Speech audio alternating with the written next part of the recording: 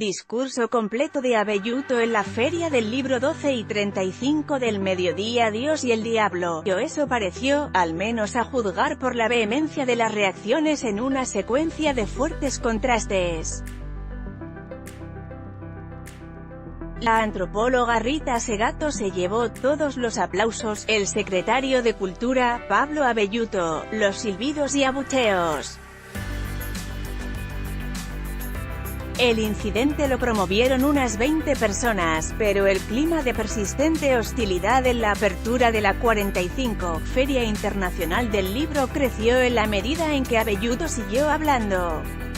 En la inauguración del año pasado también habían intentado quitarle la palabra. Pueden gritar todo lo que quieran, tengo todo el tiempo del mundo, los desafió esta vez. No logró acallarlos, triunfaron la cobardía y el gesto fascista. Habló seguidamente sobre un fondo de cánticos y silbidos. Un grupo de personas en el centro del vasto espacio colmado le dio la espalda y otro vociferó consignas en reclamo de la oficialización de los bachilleratos populares. La mayoría de los presentes lo escucharon apenas, distraídos como estaban por la persistencia del incidente. Abelluto se obstinó. Continuó hablando al aire, como si estuviese ensayando a solas un discurso frente al espejo. Solo la versión impresa permitió entender luego sus ideas. Por segunda vez, en 2 años seguidos, las palabras del secretario de Cultura de la Nación fueron interrumpidas. Las protestas en la apertura de la Feria del Libro. Fuente: la NACION. Crédito: Rodrigo Nespolo. Cuando Segato subió al escenario languidecían los gritos de reprobación. Los últimos murmullos se apagaron con el estruendo del aplauso que recibió a la antropóloga. «Espero no defraudarlos», dijo con modestia, como un modo de atenuar las expectativas. Y vaya si lo hizo, a juzgar por la ovación con que fue despedida al cabo de su discurso, que comenzó con una cita de Elizabeth Costello, protagonista de una novela de J. M. Coetzee.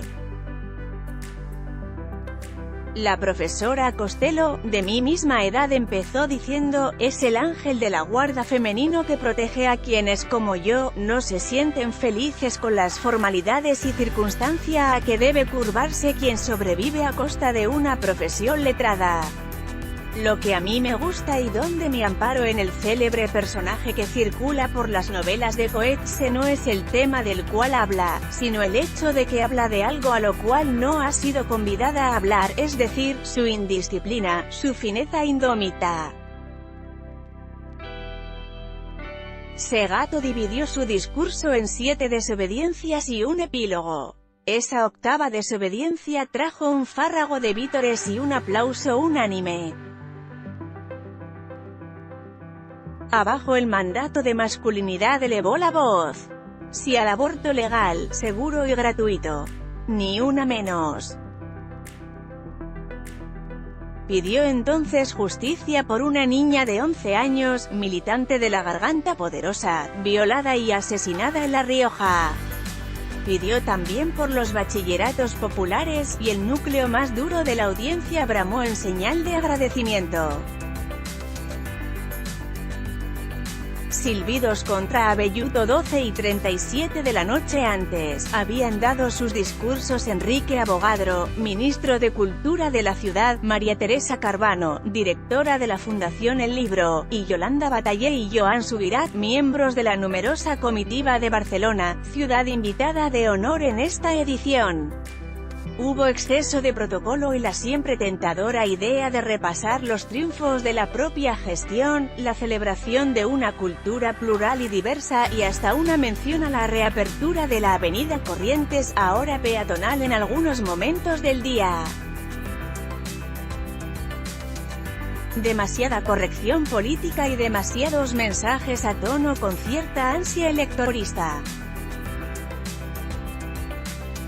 Hubo, sí, alguna demanda más puntual al Estado en beneficio de la industria del libro, que según precisó Carvano no detiene su caída a juzgar por los números que compartió. En 2018 se produjeron 43 millones de ejemplares contra 83 millones en 2015. En cuanto a las ventas, en el primer trimestre de este año cayeron un 12%.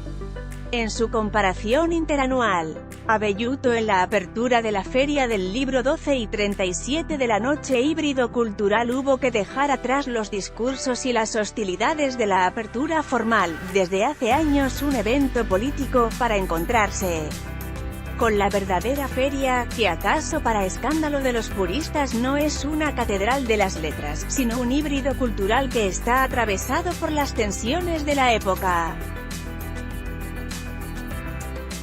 Las protestas en la apertura de la Feria del Libro. Fuente: la NACION. Crédito: Rodrigo Nespolo. Aunque hay quienes ponen en discusión la utilidad de esta fiesta y acaso su prestigio, basta con observar los bulliciosos contingentes de niños para tomar partido en su favor.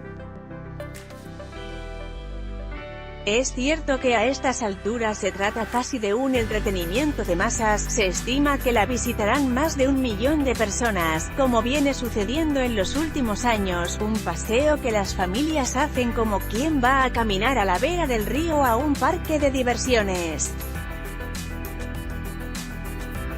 Pero el error de quienes dan esos sermones, que casi siempre han tenido la fortuna de crecer rodeados de estímulos culturales, es creer que el mundo se les parece. Hay otro mundo muy distinto en el que los libros son cada vez más una rareza, y en ese mundo de privaciones, con padres que deben luchar a diario para ganarse el sustento, el libro es una pieza que raramente llega a las manos de chicos que, por lo demás, puestos a entretenerse, tienen una verdadera plaza de juegos en la palma de la mano. El dato lacerante es que ese mundo no es solamente el de la pobreza, lo cual sería suficiente, claro está, sino el de las declinantes capas medias, un mundo fragmentado donde en un tiempo que ahora parece remoto la movilidad social era el fruto de una educación mejor que despertaba un verdadero apetito cultural. Con una educación pública en declive e índices de abandono escolar alarmantes, leer es un privilegio de quienes tienen el estómago lleno. O de quienes acuden a la escuela, para mejor decirlo, que pese a las reticencias de los chicos, antes y ahora, a leer aquello que les sugieren sus maestros, una derrota trágica e histórica de la pedagogía, sigue siendo el escenario donde muchos niños toman contacto con el libro por primera vez. Las protestas en la apertura de la Feria del Libro. Fuente: la NACION. Crédito: Rodrigo Nespolo. Así las cosas, cuando las familias fatigan los stands de la feria y algunos de esos niños se detienen encandilados frente a la tapa de un libro que ha llamado su atención y encendido su fantasía, como sucede ahora con estos mocosos que en el espacio de Santillana se disputan los ejemplares de Ana María Suárez y Elsa Bornemann, de Luis Peschetti y Griselda Gambaro. Tiene uno el sueño de que el lector que llevan dentro acabe de despertar de una vez y para siempre. Las protestas en la apertura de la Feria del Libro. Fuente: la NACION. Crédito: Rodrigo Nespolo. La batalla de los cuadernos y la jornada de apertura estuvo signada por la política. Debe anotarse que en algo contribuyó con ese clima la venta en Penguin Random House de Sinceramente, el libro de Cristina Fernández de Kirchner, que desapareció en 15 minutos en manos de un público ávido, que en algunos casos se llevó 3 o 4 ejemplares, y cuya tapa en azul, de inconfundible cuño gráfico con su letra manuscrita, es una cita de las portadas de los cuadernos Rivadavia en los que anotaban sus apuntes los estudiantes de las décadas del 60 y el 70. En esos años, debía elegirse entre esos cuadernos o los Gloria, de calidad visiblemente más modesta, de manera tal que llevar en el portafolio un Rivadavia era el sueño de la mayoría y la seña de un pasar económico más holgado.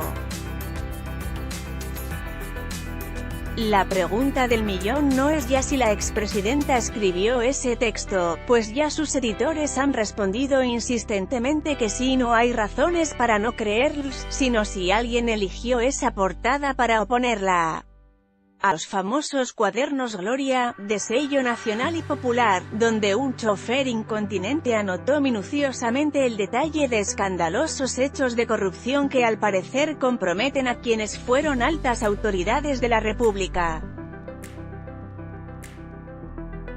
¿Te gustó esta nota? Let's block this, why?